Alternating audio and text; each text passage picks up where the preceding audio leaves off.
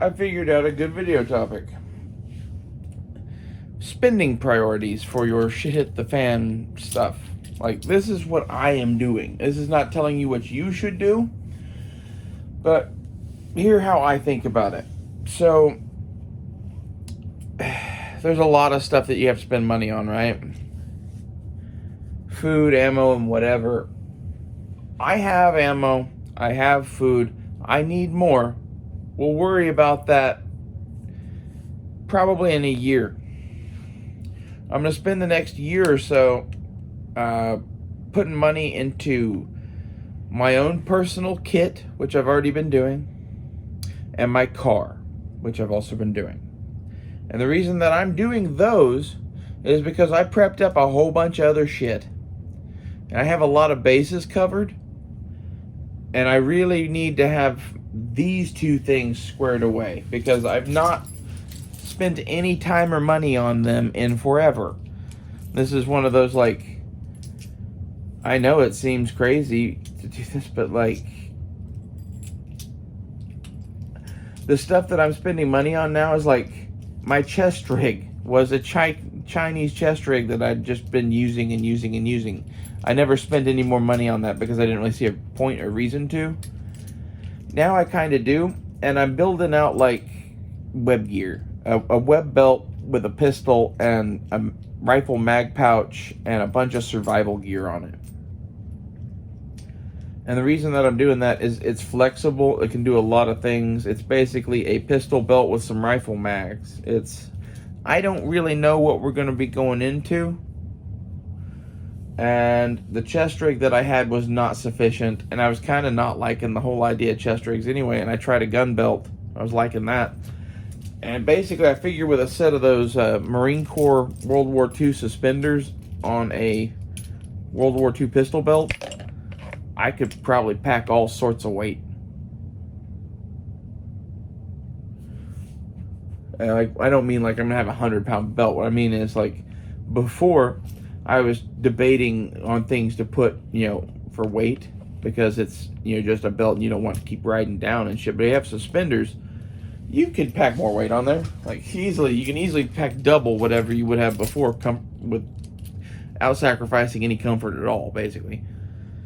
And, like, this is the advantage of suspenders, and this is one of the reasons why I don't understand why cops don't wear suspenders on their fucking belts. Like, they're nuts to me. Like, my brother has lower back issues as a result of wearing his fucking patrol belt. So you need to be mindful of that shit too. You need to know, like, if you're going to do this all the time, it's going to have effects on your body. And be prepared to deal with that shit too. And some of the gear that I pick because it's easier on you. Like, having shit suspended off of your shoulders in general is better. But at the same time, wearing fucking body armor, that's a lot of weight, right? So watch that shit. But that's why, like, I went through EDC gear a while back, and I spent like fucking $400 or $500 on EDC gear because I hadn't in a long time. We got a fanny pack, we got a Swiss Army knife, we got a couple multi-tools, lighter, I don't even remember what else. We went fucking nuts, and I'm glad I did. And I'm glad I did because I use that shit every day. And, like, this is, with what we're going through, I'm putting money into shit that I have with me. Because it might be all we have soon. Like, that's kind of where I keep coming back to, is like, what happens if it ends and it's whatever we can pack in the car? This is why the car needs to be squared away. And, like, it is to some extent. But I need to finish out the build on the inside. And I need to spend about $400 or $500 on random shit on it. And then I need to get the back door and driver door fixed and the locks messed with so that they use the right keys and shit. And, like, they need some TLC. The back door needs some just flat out repairs. Like, it's not the best. but it's fixable, looks like to me anyway. Like, this is the thing with Ghost Rider, is everything that's wrong with that car's cheap. They had just fixed the most expensive thing to fix on that car. So that's going to be good for a while. That's the engine and transmission and drivetrain. All that shit's new on that car. I drove it fucking fast as shit to Idabel.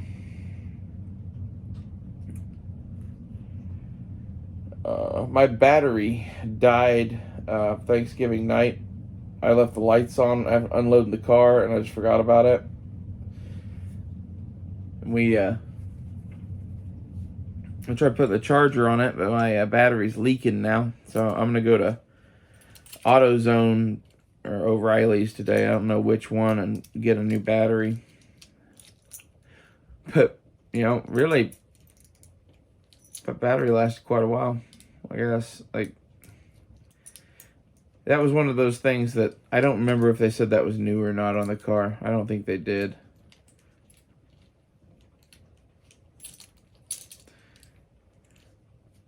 After I get the battery, I'm actually getting headlight, tail light, and windshield wipers for Christmas from a couple different people. Thank you for that.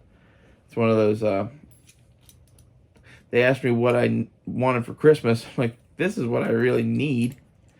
So, between that and putting the new battery in it, and then I'm going to go get the tires looked at and see what they need to stop leaking, A, and then B, how much it's going to be to get new tires on the fucking car. This is one of those, we work right now and whatever, and half of my thing is, I'd love to have Ghost Rider to where I could pick any fucking Honda minivan and have some green cans of spray paint and some brown cans of spray paint and some black cans of spray paint and a tool bag and just change it over, pull out a couple of bolts on the whole interior bed thing and just pull that whole thing out, put it into the other one. That would be super dope. As an apocalypse vehicle rig, that would be really dope, I think.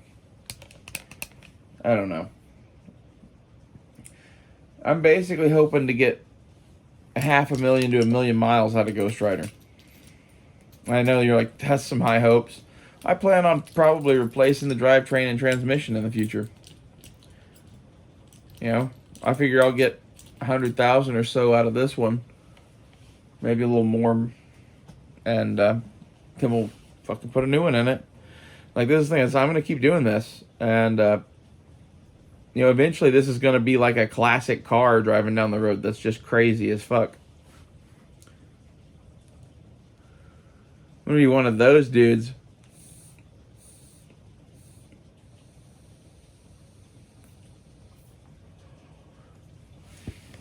My cousin couldn't believe that I painted my own car. She was like, you did that? Yeah. She was like, it had a normal paint job and you chose to do that to it. Yep. You don't get me. I passed a cop coming home Thanksgiving night. And we were both stopped at a stoplight at 21st and Memorial. And I rolled down my window and screamed, "Happy Thanksgiving!" He rolled down his window and said, "I love your paint job." This is half of why the Ghost Rider's never going to get pulled over. This is something a cop might do. That's really what it is. If you're wondering, as someone who's known a hell of a lot of police officers, most of them know enough about cars to at least be like I am with cars, where, it's a tool, man. A functional paint job at a certain point, depending on what the car is for. The other thing is, my car looks like an undercover narcotics officer, according to a couple people. Interesting. That may be why the cartel stopped fucking with me. Because, this is half of it is, in my grandma's neighborhood, I was getting fucked with a little bit. Painted the car like that. I haven't been fucked with since. I painted the car like that, and then I painted over their fucking gang signs. I think they might have got the idea that I was trying to shine them on. I don't know how they would get that idea. If I was doing that, I would have painted an eagle, globe, and anchor over their fucking gang sign. And that's like, I don't care about the Marine Corps. That's my grandfather's neighborhood. He grew up playing ball across the street from where that fucking gang sign was.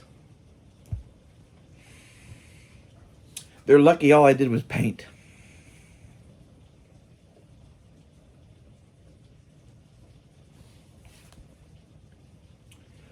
I'm glad he's dead. Glad he didn't have to live to see this.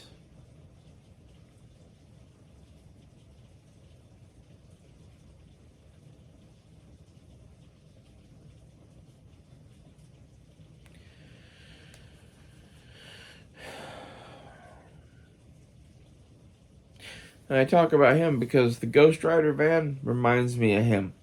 Like, so fucking much. He always kind of had fucked up pickup trucks. He'd drive one until it, kind of had something wrong with it he didn't want to fix, and then he'd go buy a new one. He always kept his old, he had a 69 Ford F-250 that he called the War Wagon that he bought before or after one of his trips to Vietnam, and it was a truck with a camper on it.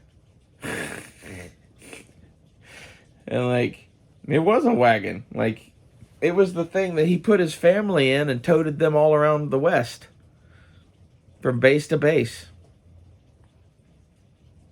It was the thing my grandma drove while he was fucking overseas.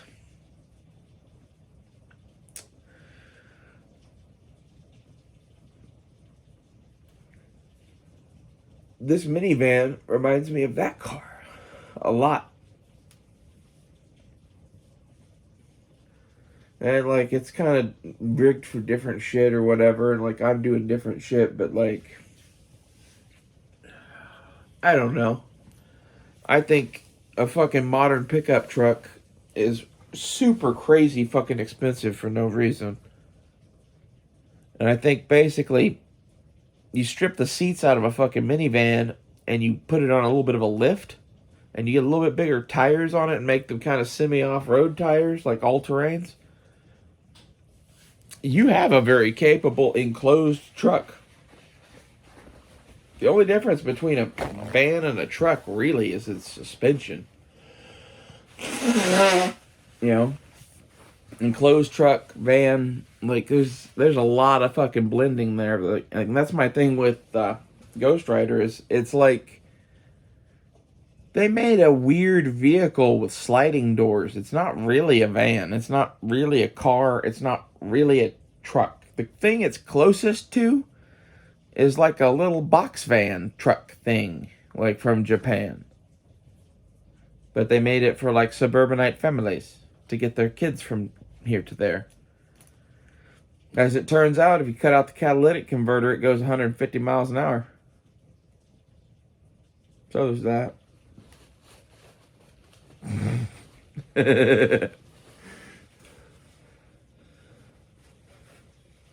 Burnt the paint off in re-entry. That's the other thing. It's like a Mandalorian spaceship or whatever. Like from the Mandalorian, the fucking Razor Crest that he had. Go look at that ship. Like that's what Ghost Rider is. It's kind of a piece of shit. Like, but you can live out of it, and it does everything you need. It's like the world's shittiest Millennium Falcon. Like, the Millennium Falcon is a fucking flying Winnebago.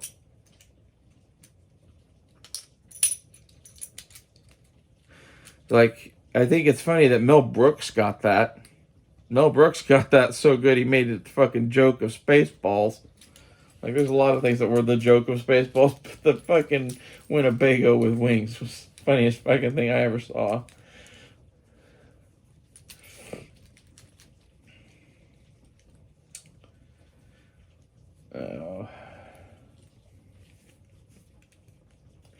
Anyway, that's in a nutshell why we're putting money into things we're putting money into right now. If I was putting money into something else, we'd be talking about that. If you don't have food and ammo covered, I'd do those. If you don't have weapons covered, I'd do those too. But like in reality, I have weapons over covered and then have melee weapons on top of that. And half of that was, we live in the era of cheap crap. And I wanted to pick some of the cheap crap that's going to be fucking worth a fortune someday. I don't know how much that's going to be accurate, but like the cold steel sword I bought, those are going to be worth more money because our trade with India is going to go to shit. And, like, there's various knives and shit. If it's a knife and I wanted it, like, I hadn't really bought knives for myself in a long time because I was making knives, right? And I was selling off other knives to pay for more knife making tools and whatever. And that is, I'm glad I did all of that.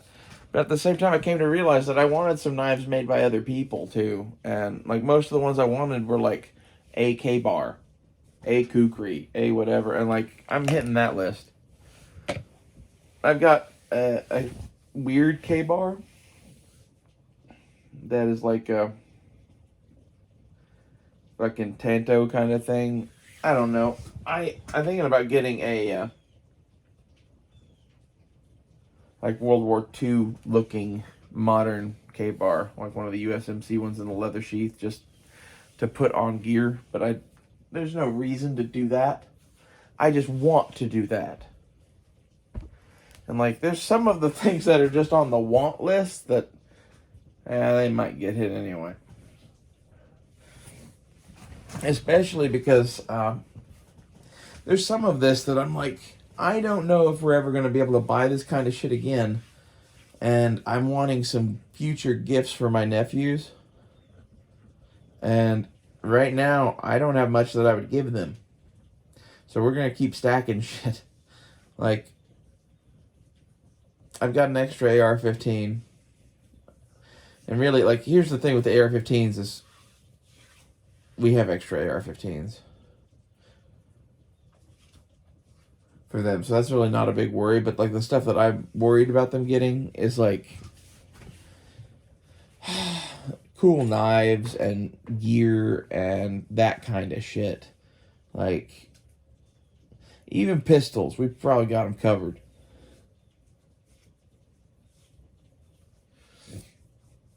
But a lot of this other shit, the last time my grandfather updated any of the stuff that he bought, that was in like the mid-90s. And no one's bought anything since then except me. And all the shit I bought was for my own gear. So like all of like the family battle rattle shit is like a bojillion years old. It'd be like pulling out Civil War gear at World War II. So, I don't know, we might work on getting them some other shit. And, like, this is half of, I'm starting to give Leighton bits of Army gear or whatever. He's the one I have the most access to that has his grandfather's mind already. Like, I can see it in, like, some of the stuff he does. And as such, I'm going to put time and effort into him because, like, my uncle, his grandpa, one and the same, is right at the point where he's like dangerous as fuck, but getting older. And in about 10 years, he's not going to be dangerous at all. And this is in a nutshell why I don't want to be fighting alone, basically. So we're putting effort into Leighton, my nephew. And half of the fucking point of doing anything with that kid is to mold him into somebody that can do the kind of things that he might have to do in the world he's going into. And, like, this is the stuff that, like, my grandfather would be proud. He would be proud that I'm the sort of person that's considering these things for his great-grandson when no one else is.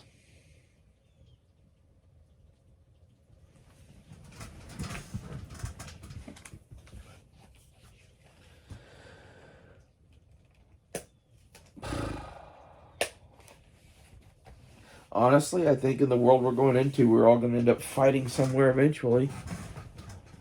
Whether that's here at home or fucking World War III or whatever. Like, with the road the world's headed down, the fucking world could end.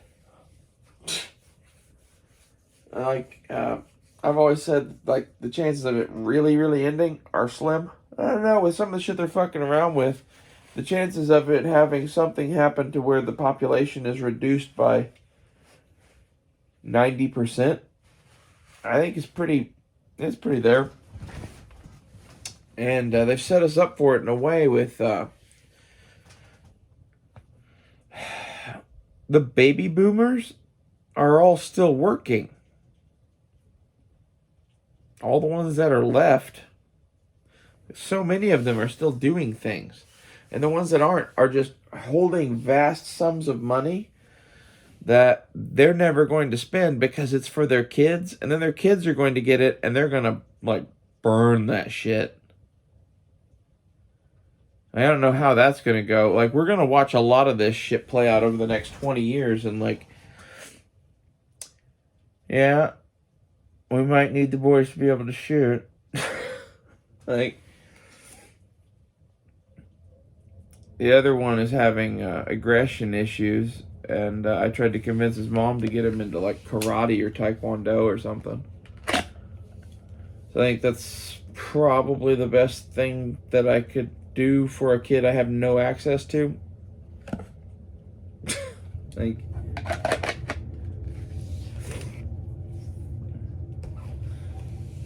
Leighton's not gonna need it, so.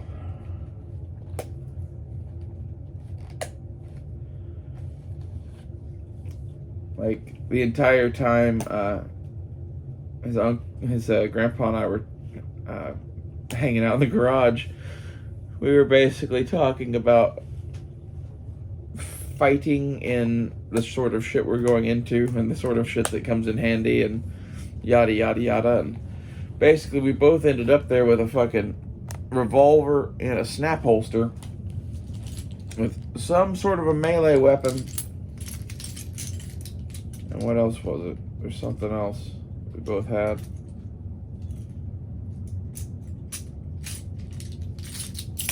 Oh, a knife. Some sort of a knife. And, I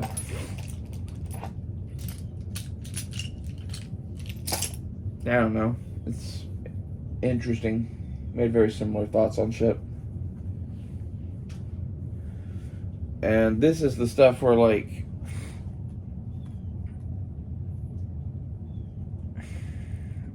Leighton being around his grandpa and me is going to be very good for him. And Leighton is going to, be a lot happier and better of a person, more than likely, and more functional than his cousin. That's sad. Like, the cousin didn't exactly have the genetic lottery going on to begin with, and then, yeah. No.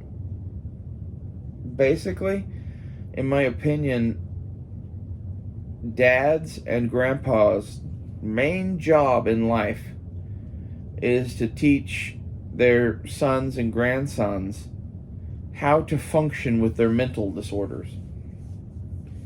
Because according to the considered world, you have a mental disorder of some sort. You don't. There's nothing wrong with you. You're a boy or a man, whatever. And, like, You, as a man in the world, have seen what things are like. You have advice. Give it. Okay? And especially if it's advice that came to you from your dad or your dad's dad or your dad's dad's dad. You know? Like, some shit doesn't ever change. It's like genetics or whatever.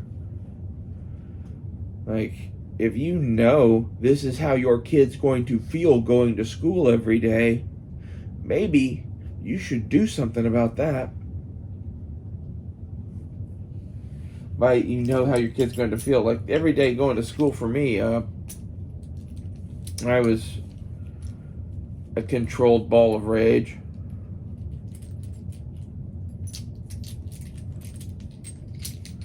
Because of the situation that they continue to put us in. Basically, they put you in this horrible fucking place. It's a no-win scenario. No matter what you do, somebody's pissed at you. Like, it sucks. At least my schools did. I was going to fucking goody-goody Christian shit, which sucked even worse.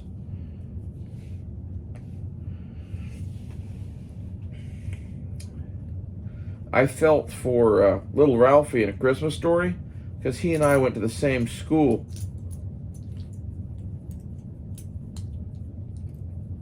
That's how conservative my schools were. I have really good calligraphy. It hurts my fucking hand because I have hand issues from being forced to write.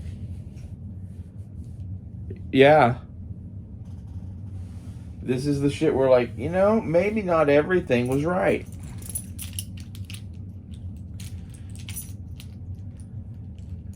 Punishing someone who's fucking bad at writing by forcing them to write more seems like a great idea until you realize that they're bad at writing because of some sort of musculoskeletal issue in their hand. And writing more just fucking ruined my arms.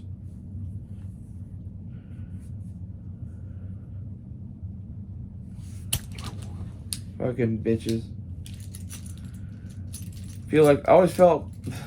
I always felt like the Blues Brothers because I saw that around the time I was 7 to 10, somewhere in there, and was going to church schools, and man, there's just a lot of things about that movie that were for me, basically. I think Dan Aykroyd must have gone to a fucking Catholic school.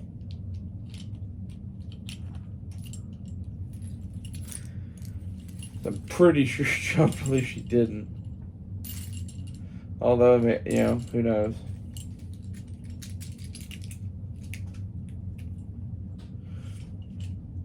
I don't even remember what we were talking about really anymore. Oh, where I'm spending my money. Let's get back on track. So, other than car mods, the other shit that I'm spending money on right now for preps is actually DVDs. And this is a financial prep. I'm limiting what I'm spending on streaming services and other things and whatever, and I'm not going to pirate and whatever because I don't want viruses and whatever. I want hard copies of the shit that I really like, and I'm going to figure out some sort of a cool way to organize and sort and play them and whatever. I'm going to have an extensive DVD hard copy library and like Hulu and maybe fucking Disney Plus if they'll get their shit fucking figured out.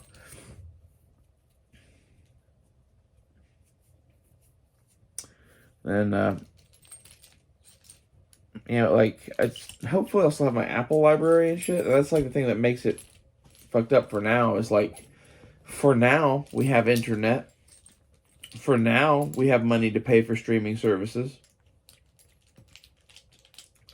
This is why the DVD backup collection and some portable DVD players and a couple of DVD players that can be hooked to TVs and shit even. Like, that's what I'm getting ready to prep next is more TV on DVD, and a couple of cheap like Sony DVD players new in the box.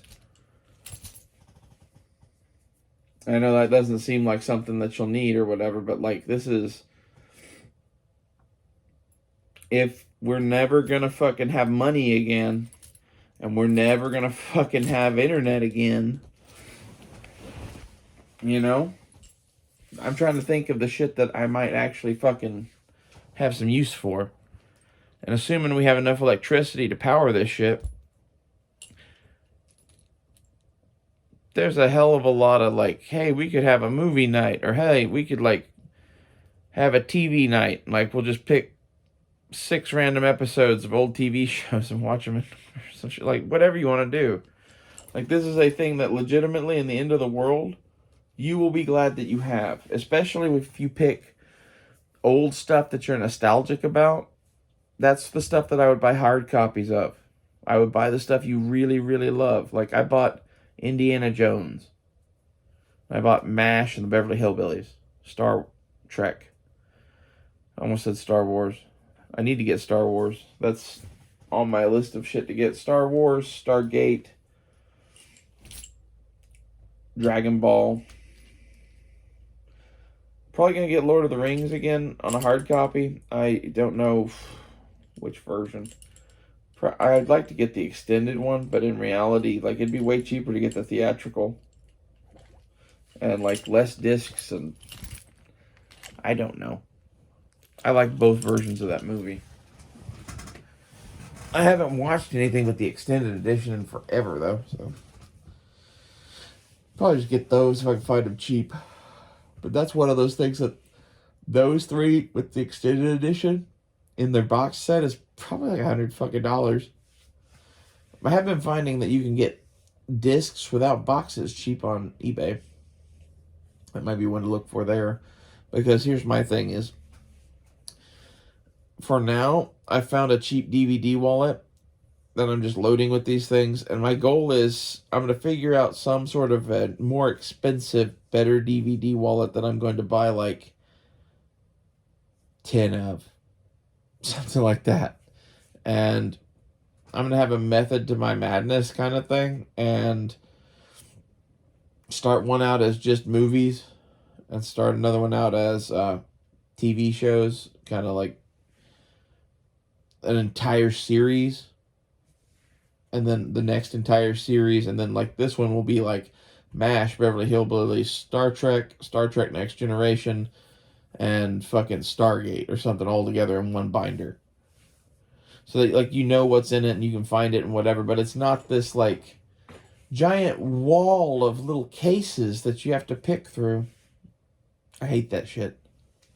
Like this is half of, I'm rethinking the entire world and how I want my world to be, because that's the thing, in the world we're going into from here on, it can be your world. It can be whatever you want it to be, because these people decided to throw away their power, you know? And The Wind and the Lion, Sean Connery says,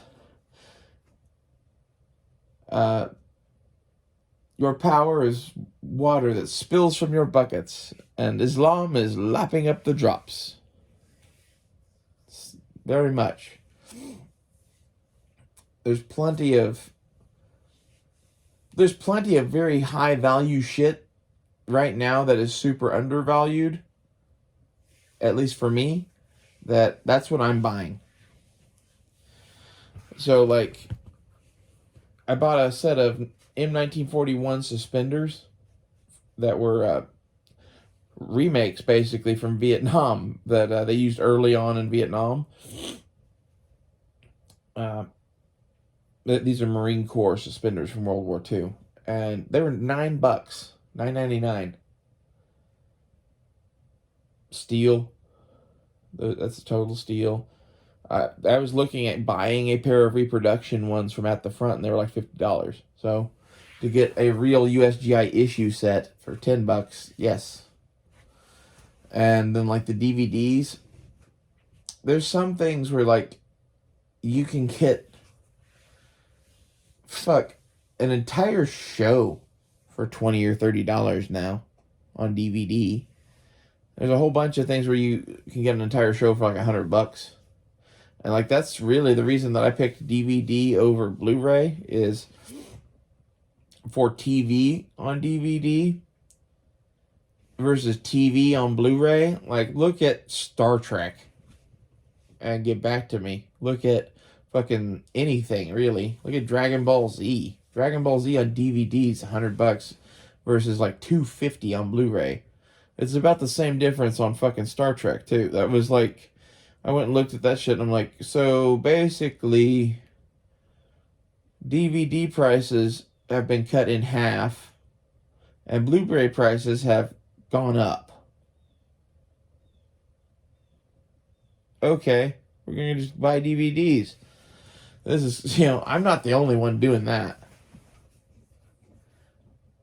Like, this is my thing, is if I think that's the smart thing to do, and that's what I'm doing, I know at least a few other people that are kind of preppers that do the same thing. Makes me wonder about in 20 years what's going to be really worth money.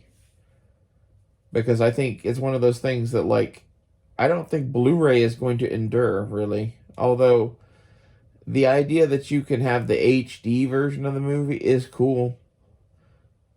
But the thing I ran into with Blu-ray players was that they constantly needed some fucking update or some other bullshit to work.